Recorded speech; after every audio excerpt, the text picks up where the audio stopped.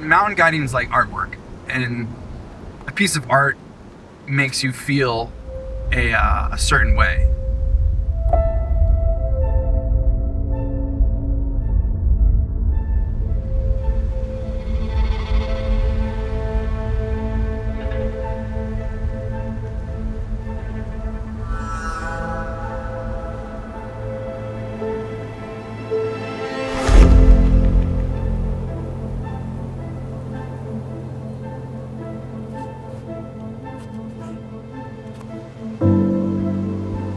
And my father was an artist as well, and he did a lot of art, and his art, a lot of people would come up to it and they say, oh, this art is mean or aggressive, or I don't like it. And he was like, good, you feel something. The worst thing you can say to an artist in their art is that you don't feel anything. And so that's the same thing with your client and your guide is, if he comes out of the mountains that you feel something, or if he doesn't feel anything, then we're missed the point and something happened wrong, and we missed the mark.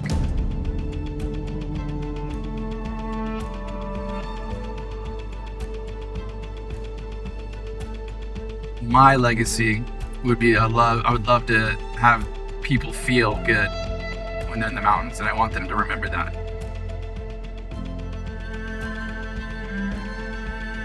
I have had some amazing mentors here in Alaska, and a few of them have told me it's all about margin, about managing risk, right? One of my mentors taught me recently was, well, how much margin can we have on each day? And each day dictates that. So if you're drawing a fine line on a piece of paper and you're saying, well, you're not going to cross this line, it's not so much where the line is, it's how thick is the line. And I thought that was really interesting. It's like, well, we always manage risk, but how much are we going to do, and how much are we going to leave for errors?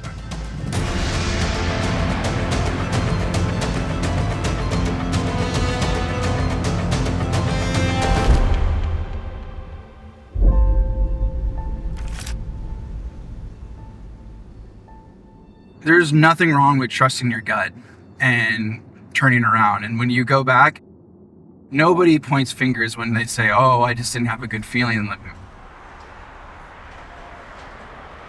We, as a species, we're not the smartest, but we do have this amazing ability that if something feels off, majority of the time we're right.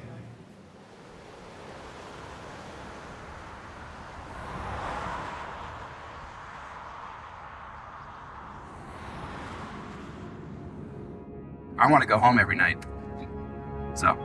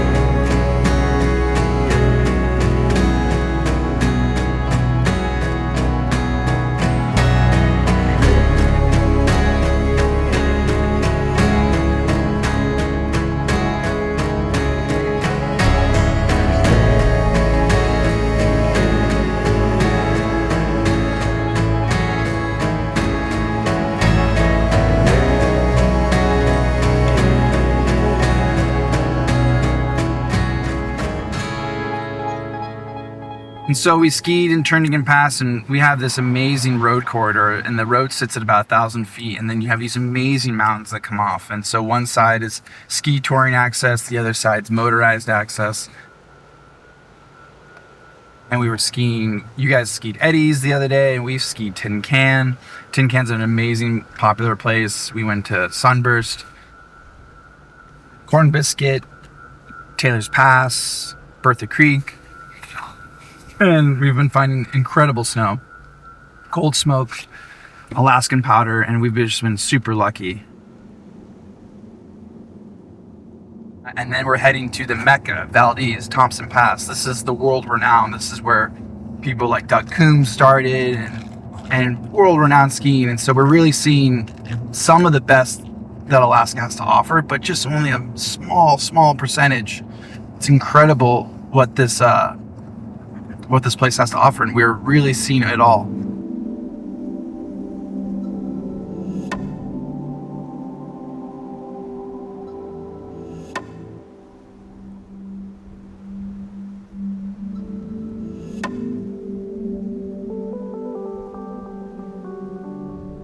Things I've learned in the mountains is that the mountains do not forgive, and the harsh reality of it that at any moment the mountain can decide that it wants to take you or take a family friend or deal a harsh blow. And I have experienced some really harsh realities in the mountains. I myself have been hurt in the mountains, and it's quite heartbreaking.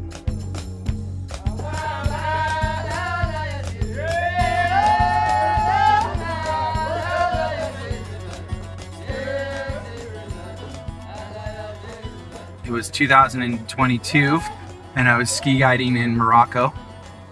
What happened is that it snowed overnight, but not a ton. And we were up in the mountains. We're in this town called Touch of Dirt, and but the visibility is quite low. And we skied in the same spot the day before. It was kind of a wrong place, wrong time, but a little bit of dry, loose slough went down,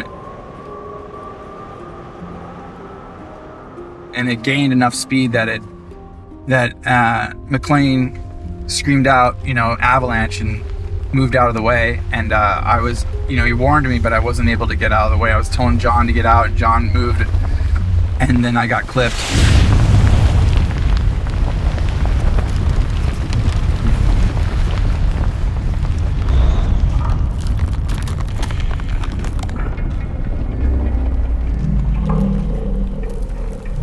I split my eyelid open. I could see through my eyelid.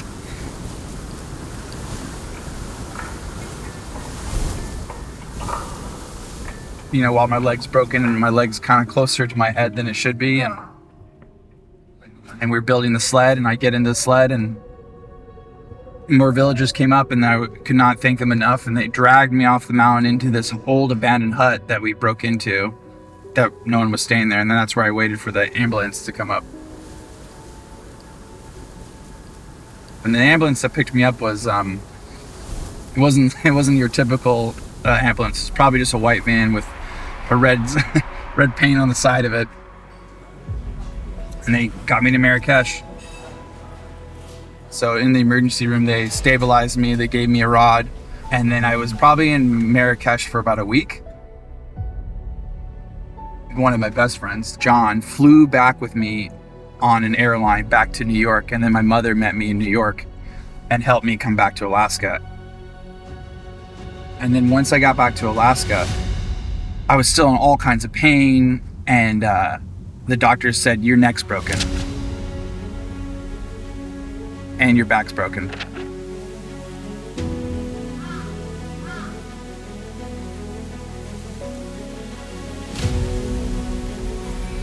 At any moment, the mountain can decide that it wants to take you.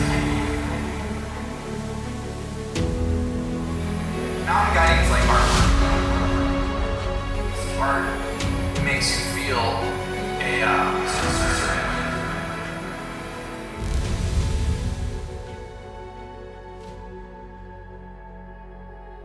But I think the biggest fear was I was actually afraid that I wasn't going to be able to ski again. I wasn't afraid I was going to ever be able to guide again. Yeah, just tighten it up. I did 2 surgeries back to back, and then I was at home the next day. And then 6 months I was recovered.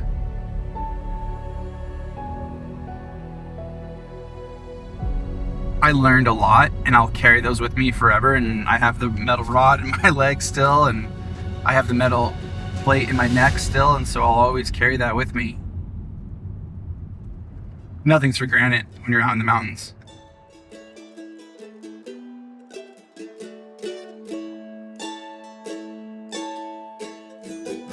Just when I can't take it anymore, the first light will dawn. And when the days get ahead of me, I am lost to all who love me. And when the leaves cover me over, I'll return as rain and begin again.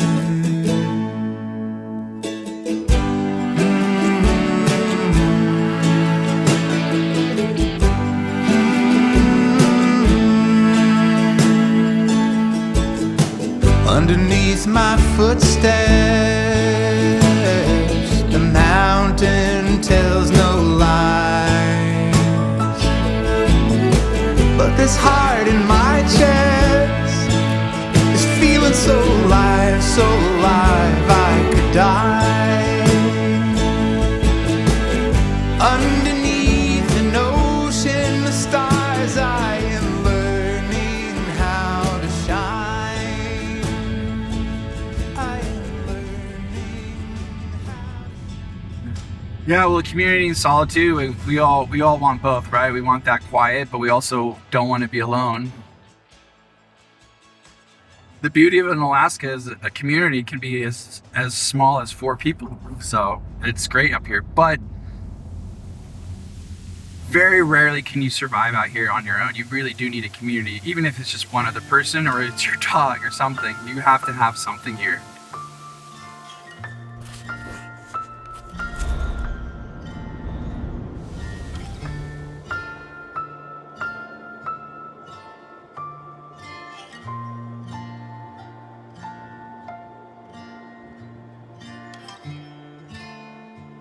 And as a ski guide, well, it's the ultimate solitude because you're out in front breaking the skin trail and everyone's behind you and you're just there with your own thoughts. But you do have people with you, and the ski guide community is quite small but quite strong. And it's just really good thing to be a part of. But being out in the skin track for 4 hours, you have a lot of time to yourself, thinking a lot.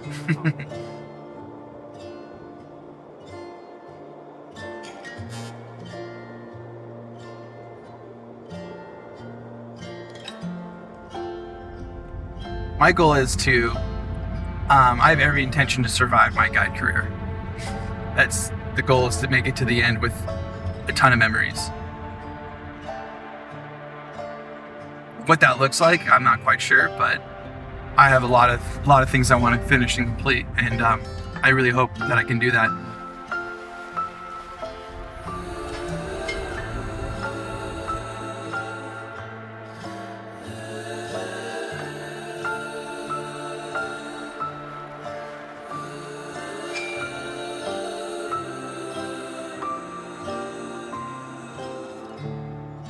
And so that all intertwines with the risk management and the community and the mountains, and it's all interweb. There's no individual aspect. They all are connected. And so once you figure that out, then the process becomes not as hard. It's hard, but it's not as hard and more enjoyable.